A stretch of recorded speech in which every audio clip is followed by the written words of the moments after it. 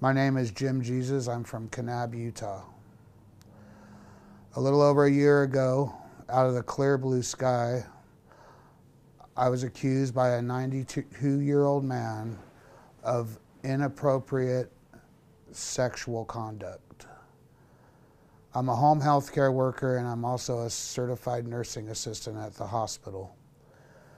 I do this job because I love it and had decided to make a career change when I was nearly 50 years old to become a nurse, because after my father-in-law passed, I felt like I found my calling. The charges were so far out of left field that when I was called in the office to talk about a wrong that had been done and I was temporarily suspended from my job, I had no unearthly idea what the problem could be. About 5 days later, the police called me to come in for an interview, and I was very eager to go talk to the police about what had happened because I really had no idea. To say I was floored by the allegations that were brought against me would be an understatement. The police interviewed me in their good cop, bad cop manner and ended up lying to the prosecutor about certain aspects of the interview to get the prosecutor to go forward with the case.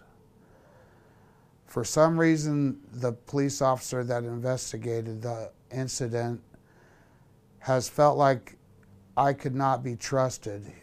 He's known me for over 10 years and stated to a friend of mine at a football game who is a nurse that he knew that I was guilty of something because in his opinion, I failed a voice stress analysis test.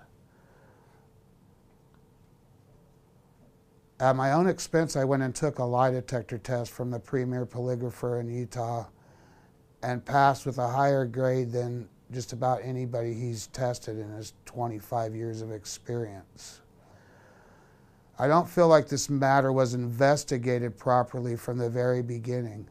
At the time, I took care of at least 4 men that were elderly. The police did not ever go and talk to one of them. My work record at the hospital and home health has no negative connotations on it whatsoever.